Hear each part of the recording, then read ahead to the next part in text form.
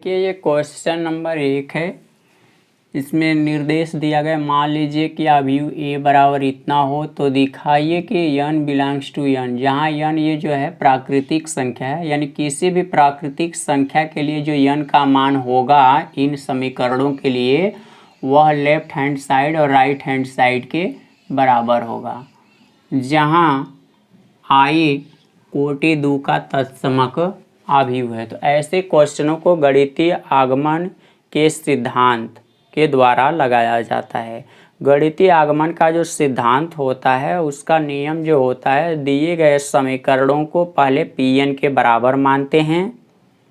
उसमें जहाँ जहाँ n होता है उसमें सबसे पहले n के बराबर 1 रख के देखते हैं कि लेफ्ट हैंड साइड का मान राइट हैंड साइड के बराबर है या नहीं। यदि n बराबर 1 उस समीकरण में रखने पर दोनों साइड का मान बराबर होता है तो n का मान k के बराबर रखने पर भी वह दोनों साइड बराबर होंगे, और n बराबर k+1 के लिए भी दोनों साइड का मान बराबर होता है। ये गणितीय आगमन सिद्धांत के 3 स्टेप होते हैं, इतने ही करके सिद्ध कर दिया जाता है। तो सबसे पहले ये जो दिए गए क्वेश्चन हैं, इन क्वेश्चनों को हम लोग जब हल करेंगे तो इनको पहले न्यूनतम रूप में हल करते हैं। और न्यूनतम रूप में हल करने के लिए देखिए यहाँ पर क्या है, a × i + b × a power n है। इसको हल करेंगे, इसके बाद इधर वाले भाग को हल करेंगे और दोनों का जो मान होगा वो Pn के बराबर मानते हैं। तो इनको जब हल करेंगे तो यहाँ पर लिखेंगे a का मान पहले a लिखेंगे × i है, और i इकाई अवयव है जिसको आप लोग 1, 0, 0, 1 कहते हैं। देखिए यहाँ पर मैं यहाँ छोटे ब्रैकेट में इसको प्रदर्शित करूँगा क्योंकि इनका होल स्क्वायर लिखा गया है, प्लस b, a आ गया। अवयव a का मान भी यहाँ छोटे ब्रैकेट में इसलिए प्रदर्शित करूँगा क्योंकि बड़ा कोष्ठक के अंदर छोटा ब्रैकेट होता है। 0, 1, 0, 0, ये तो a का मान हो गया। अब यहाँ बड़ा कोष्ठक लगा दे रहा हूँ क्योंकि इसके पावर en लिखा गया है, और ये जितने भी दिए जाते हैं वो Pn के बराबर माने जाते हैं। तो हम Pn के बराबर मान लेंगे क्योंकि दिए गए समीकरणों को Pn के बराबर ही मानते हैं। इसका जो अगला भाग है उसको लिख लीजिए। तो यहाँ पर लिखा गया है a पावर n। अब यहाँ देखिए होल स्क्वायर किसी का नहीं है, इसलिए यहाँ पर हम बड़े कोष्ठकों का प्रयोग करेंगे। i का मान 1, 0, 0, 1 है, plus n × a power n -1 × b, a आ गया और a का मान दिया गया है 0, 1, 0, 0, ऐसे दिया गया है। इनको और न्यूनतम रूप में लिखते चलेंगे हम लोग, तो Pn के बराबर ही जो मान आएगा वो लिखा जाएगा। यहाँ देखिए 1 का गुणा जब इस ब्रैकेट में करेंगे पूरे अवयव के अवयवों में तो सभी में गुणा होगा, तो a 0, 0, a ऐसे हो जाएगा। b का गुणा जब इस अवयव में करेंगे तो 0, b, 0, 0, सभी के पावर n बराबर। अब इसका जब यहाँ पर गुणा होगा तो a power n 0, 0, a power n हो जाएगा, प्लस इस पूरे भाग का गुणा अंदर करना है अवयव के सभी अवयवों में। जब 0 में गुणा करेंगे तो 0 होगा और इन सभी अवयव का 1 में गुणा होगा तो n a पावर n -1 × यहाँ पर b हो जाएगा। फिर इसके बाद बाकी अवयव जो हैं वो 0 हो जाएंगे।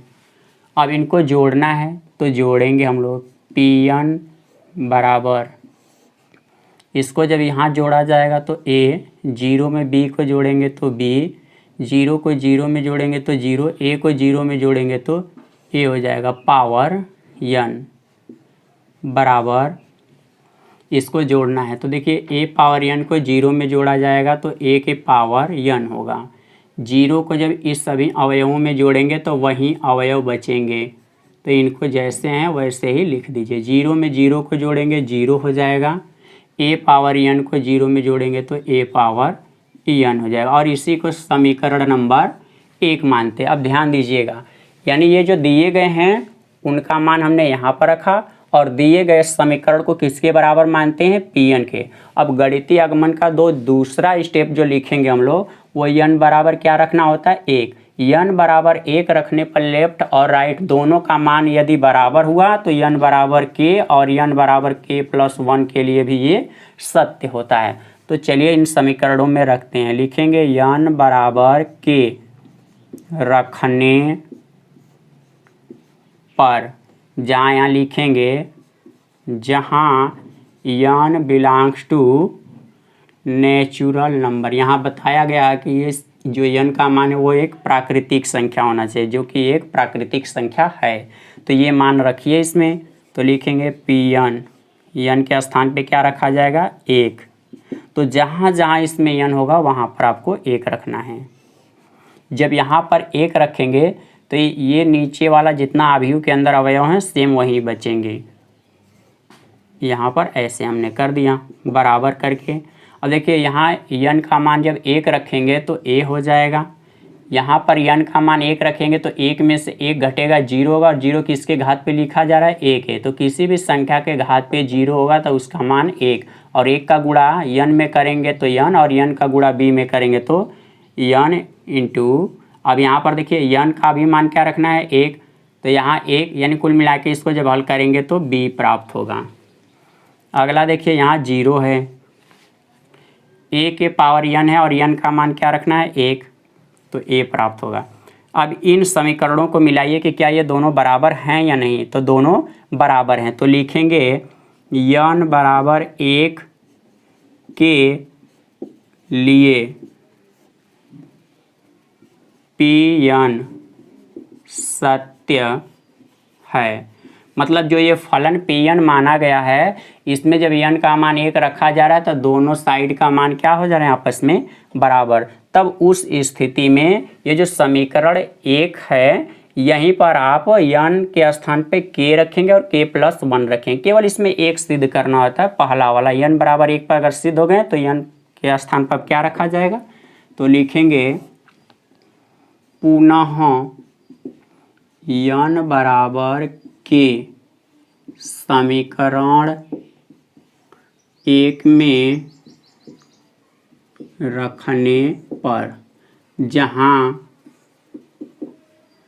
n belongs to natural number, यानी यहाँ पर जो k भी है वो क्या है, एक प्राकृतिक संख्या ही है। तो इस समीकरण में यहाँ पर रखेंगे तो लिखेंगे p ब्रैकेट में n के स्थान पे अब आपको क्या रखना है, k। तो यहाँ पर k रखेंगे। तो जहाँ जहाँ इसमें देखिए यहाँ पर n था तो सभी स्थान पे n था। अब k रखेंगे तो जहाँ जहाँ n होगा वहाँ पर आपको k रखना होगा। तो यहाँ लिखा जाएगा a b 0 a, और इस पूरे के घात पे k लिखा जाएगा बराबर ब्रैकेट, यानी अवयव के अंदर लिखना है a के पावर k, क्योंकि n के स्थान पे k रखना है। फिर यहाँ लिखेंगे k इंटू a के पावर k-1 इंटू b, और यहाँ दूसरी पंक्ति में 0 a के पावर k हो जाएगा। ऐसा हो जाएगा। ये समीकरण नंबर 2 हो गया। तो देखिए जब n के लिए सिद्ध हुआ तो k+1 के लिए भी ये सत्य होता है। लिखेंगे अतः n बराबर k के लिए Pn सत्य है। अब समझिएगा क्यों सत्य है, क्योंकि जब यहाँ पर n रखे तो n का मान 1 रखने पर ये दोनों साइड बराबर हो गया। तो उसी n का मान हम क्या रख रहे हैं, k। तो देखिए सेम चीज़ें, जैसी चीज़ें यहाँ लिखी गई हैं, बस n के स्थान पे k हो गया। तो फिर k का मान हम क्या रख सकते हैं, 1, और 1 रखेंगे तो दोनों साइड बराबर। इसका मतलब इसी समीकरण में, अब ये समीकरण जो 2 देख रहे हैं, यहाँ पर हम चाहें तो दोनों साइड में इतना का गुणा कर देंगे तब भी सिद्ध हो जाएगा, और नहीं तो फिर इसके बाद आपको लिखना होगा कि समीकरण 1 में n के स्थान पे क्या रखना होगा, k+1 रखने पर। तो दोनों तरह से लोग लगाते हैं, आपकी मर्जी जैसे लगाना हो लगा सकते हैं। तो लिखेंगे n बराबर k+1 समीकरण 1 में रखने पर, समीकरण 1 में जब रखेंगे तो देखिए क्या प्राप्त होगा। लिखेंगे P, n के स्थान पे लिखना है k+1। तो इस साइड में भी जहाँ जहाँ n होगा वहाँ पर हमें k+1 रखना होगा। तो पहले इसको लिख लीजिए a b 0 a, और n के स्थान पे लिखना है k+1 बराबर, अगला अवयव दिया गया तो पहले लिखेंगे a और n के स्थान पे k+1, इसके बाद यहाँ पर 0 है। अगला अवयव n के स्थान पे लिखेंगे आप k+1 और इसके पावर इंटू a के पावर हो जाएगा, n के स्थान पे लिखेंगे k+1 -1 इंटू b लिखेंगे, और सभी के यहाँ पर जो चौथा अवयव दूसरी पंक्ति का n के स्थान पे लिखेंगे k+1। तो देखिए आपका ये सिद्ध हुआ। लिखेंगे n बराबर k+1 के लिए Pn सत्य है। इसी तरह से सिद्ध करना होता है। देखिए ये क्वेश्चन नंबर 2 है, कह रहा है यदि a के बराबर इतना हो, अवयव a बराबर, तो सिद्ध कीजिए कि इतने के बराबर इतना होगा। यानी हमें इसको लेके सिद्ध करके दिखाना है कि ये होगा, क्योंकि बोला है कि a के बराबर इतना होगा तब इतने के बराबर इतना होगा। तो जब इतने के बराबर इतना है तो इतने के बराबर भी ये होगा। जबकि n का मान क्या रखना है, तो एक प्राकृतिक संख्या। तो आप जानते हैं कि दिए गए समीकरणों को Pn के बराबर मानते हैं, क्योंकि ऐसे क्वेश्चनों को गणितीय आगमन सिद्धांत के द्वारा हल किया जाता है। तो ये जो दिया गया समीकरण है, जब आप इसको हल करेंगे तो लिखेंगे कि Pn बराबर, तो Pn बराबर क्या है, a की पावर n, जबकि a की पावर n का मान क्या है, तो जो दिया गया अवयव उसको लिख देंगे 3 के घात पे n-1, 3 के घात पे n-1, 3 के घात पे n-1, मतलब जैसे वो दिया गया आपको उसी तरह से सेम यहाँ पर लिख देना है। तो हम जैसे दिए हैं उसी तरह उनको लिख रहे हैं। ये हो गया, और इसी को समीकरण 1 मानते हैं। दूसरा स्टेप क्या करना होता है, n बराबर 1 रखना होता है, और n बराबर 1 रखने पर लेफ्ट हैंड साइड और राइट हैंड साइड का मान यदि बराबर प्राप्त हो जाता है तो n बराबर k और n बराबर k+1 के लिए भी ये कथन सत्य होता है। तो सबसे पहले हम लोग इसको यहाँ पर n बराबर 1 रख के जांच करेंगे। तो लिखेंगे n बराबर 1 रखने पर, तो यहाँ जो Pn जो n लिखा गया उसके स्थान पे आप 1 रखेंगे। तो यहाँ पर भी 1 के घात पे जब n के स्थान पे 1 रखेंगे तो 1 तो वहाँ लिखा नहीं जाएगा, बराबर यहाँ जब आप 1 रखेंगे तो लिखेंगे इस तरह से 3 के घात पे 1 - 1, 3 के घात पे 1 - 1, 3 के घात पे 1 - 1। उसी तरह से दूसरी पंक्ति में भी जितने अवयव हैं सभी जगह इसी तरह लिखे जाएंगे, क्योंकि n सभी जगह हैं। तीसरी पंक्ति में भी 1 - 1 ऐसे लिखा जाएगा 3 के घात पे, 3 के घात पे फिर लिखेंगे 1 - 1, 1 - 1। और आप जानते हैं कि 1 में से घटेगा तो 0 का, और 0 किसके घात पे लिखा जाएगा, 3 के। तो किसी भी संख्या के घात पे जब 0 लिखा जाता है तो उस संख्या का मान जो होता है 0 होता है। इसलिए अगले वाले जो अवयव का रूप होगा वह 1 1 1 प्राप्त होगा।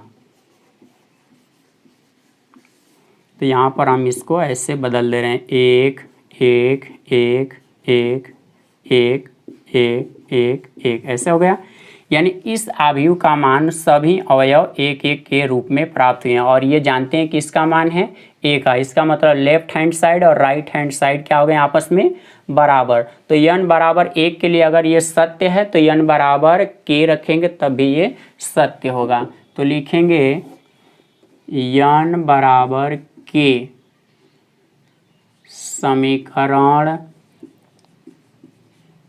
1 में रखने पर, चलिए रखते हैं यहाँ पर n के स्थान पे k लिखा जाएगा। यहाँ पर ये भी दर्शा दीजिएगा जहाँ n belongs to natural number, यहाँ पर भी n का मान प्राकृतिक संख्या ही है। तो इस समीकरण में लिखेंगे a के घात पे k और इसी का मान यहाँ पर लिखा जाएगा 3 के घात पे k-1, क्योंकि n के स्थान पे अब k रखना है। तो सभी अवयव एक जैसे प्राप्त होंगे। इनको लिख दे रहे हैं यहाँ पर।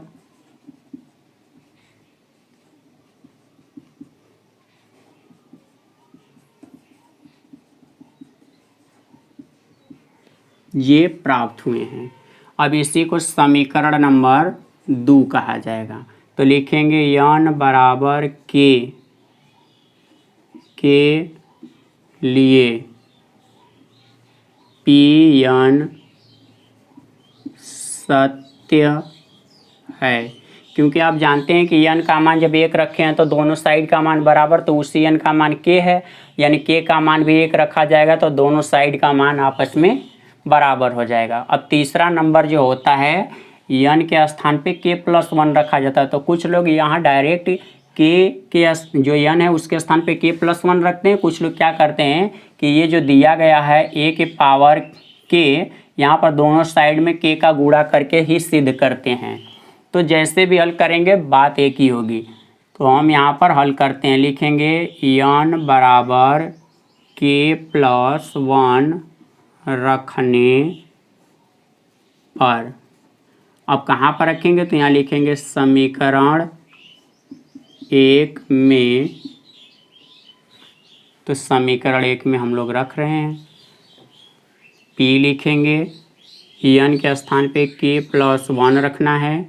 तो यहाँ पर भी लिखेंगे a के घात पे जहाँ यहाँ n लिखा वहाँ पर लिखेंगे आप k+1।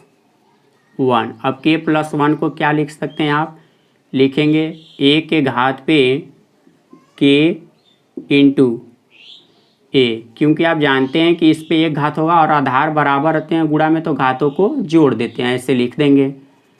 तो सबसे पहले आप a के पावर k, जैसा कि देखिए यहाँ पर इसका मान दिया गया, उसको आप यहाँ पर लिख दीजिए। जब लिखेंगे तो क्या प्राप्त होगा, 3 के घात पे k-1 इंटू 3 के घात पे, इस तरह से जैसे दिए गए सभी को लिख दीजिए, क्योंकि सभी अवयव एक ही जैसे हैं, उनमें कोई परिवर्तन नहीं करना है। तो सभी के घात पे मैं लिख रहा हूँ k-1। तो यहाँ k-1, 3 के घात पे k-1, 3 के घात पे k-1 और 3 के घात पे k-1। तो ये तो आपने a के घात पे k का मान रखा है, इंटू a है, और a का मान देखिए यहाँ पर दिया गया है। तो आप लिखेंगे इसमें सभी अवयव 1 1 1 1 1 1 1 1 इस तरह से हो गए। अब इन सभी का गुणा करके आपको यहाँ देखिए, जब आपने k रखा है तो k-1 आया है, n रखा है तो n-1 आया है। इसका मतलब जब यहाँ पर आप k+1 रखेंगे तो k+1 -1। अब इसको हल करके उतना अगर ला देंगे तो सिद्ध हो जाएगा, या तो आप चाहते तो डायरेक्ट रख सकते थे। तो यहाँ पर मैं हल करके रख रहा हूँ, आप डायरेक्ट भी रख सकते हैं, k के स्थान पे k+1 यहाँ लिखने के बाद लिख देंगे, आंसर हो जाएगा आपका। तो हम लोग गुणा करते हैं और इसको फिर उस रूप में लाते हैं। तो यहाँ पर लिखेंगे क्या, p ब्रैकेट में है k+1 और गुणा अब करना है तो गुणा करिए। देखिए पहली पंक्ति का गुणा पहले स्तंभ में होगा, तो इन सब का गुणा 1 1 1 में होगा तो यही मिलेंगे, लेकिन सभी अब प्लस में हो जाएंगे। तो लिखेंगे 3k-1 इसके घात पे हो जाएगा, फिर प्लस लिखेंगे 3 के घात पे k-1 प्लस 3k के घात पर, यहाँ पर 3 के घात पे k-1 हो गया। इसके बाद देखिए इसी का जब दूसरे स्तंभ में गुणा करेंगे तो इनसे अब दूसरा स्तंभ यहाँ पर बनाया जाएगा। तो इसको भी लिखेंगे 3 के घात पे k-1 प्लस 3 के घात पे k-1 प्लस 3 के घात पे k-1। इसके बाद फिर अगला नंबर जो लिखेंगे वो भी इसी तरह से स्तंभ के रूप में लिखा जाएगा। 3 के घात पे k-1 प्लस 3 के घात पे k-1 प्लस 3 के घात पे k-1। इस तरह से दूसरी जो पंक्ति बनेगी उसमें भी इसी तरह के अवयव प्राप्त होंगे। 3 के घात पे k-1 प्लस 3 के घात पे k-1, क्योंकि देखिए इस तरह से इसका जब गुणा करेंगे तो सब में तो एक ही एक आएंगे। तो इस तरह से यहाँ पर हम लिखते चले जा रहे हैं, क्योंकि सब में एक ही तरह का गुणा हो रहा है और एक ही तरह के अवयव भी मिल रहे हैं। तो इस तरह यहाँ पर लिख दिया जाए प्लस 3 के घात पे k-1। फिर तीसरे स्तंभ में इसका जब गुणा करेंगे तीसरे स्तंभ में तो k-1 प्लस 3 के घात पे n-, इस तरह से लिख दीजिए k-1 3 के घात पे k-1 प्लस 3 के घात पे k-1 प्लस 3 के घात पे k-1। फिर यहाँ पर लिखेंगे 3 के घात पे k-1 प्लस 3 इंटू इसके घात पे k-1 प्लस 3 के घात पे, इस तरह से 3 के घात पे k-1। तो यहाँ लिख दीजिए जैसे दिए गए हैं।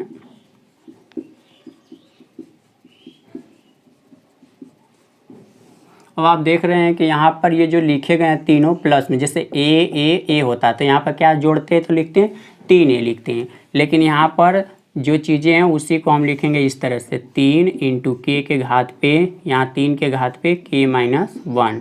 तो इसको भी जोड़ेंगे तो लिखेंगे 3 इंटू 3 के घात पे k-1। फिर लिखेंगे 3 इंटू 3 के घात पे k-1।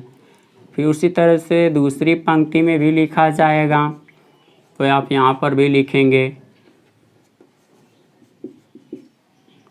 फिर अगला नंबर 3 गुणे 3 के घात पे k-1।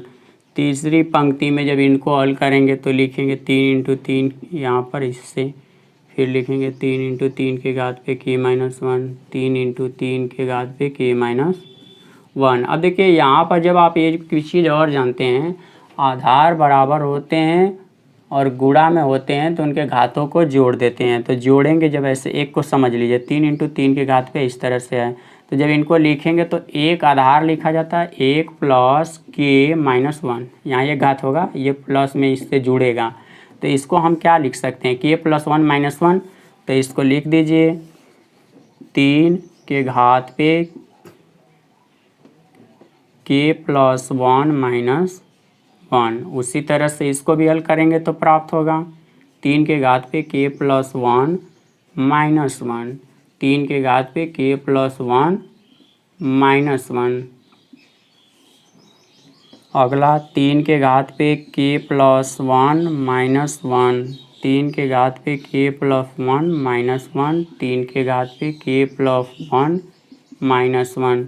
अगला नंबर होगा 3 के घात पे k+1 -1, 3 के घात पे k+1 -1। अगला 3 के घात पे k+1 -1। आप समझ रहे होंगे कि जब आप यहाँ पर n रख रहे थे तो यहाँ पर n-1 मिला, n के स्थान पे k रखे थे तो k-1 सब जगह मिला था। अब देखिए n के स्थान पे क्या रख रहे हैं आप k+1, इसका मतलब तब ये भी k+1। तो जैसा वहाँ मान रखा जा रहा है वैसा ही अभी प्राप्त हो रहा है, इसलिए लास्ट लाइन लिखी जाएगी n बराबर k+1 के लिए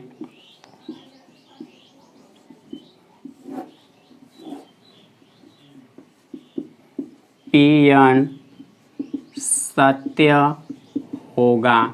आप इतनी चीज़ें नहीं लिख सकते थे, डायरेक्ट लिख सकते थे n जहाँ जहाँ था उसके स्थान पे k+1। ये मैं एक दिखाने के लिए आपको ऐसे हल करा दिया।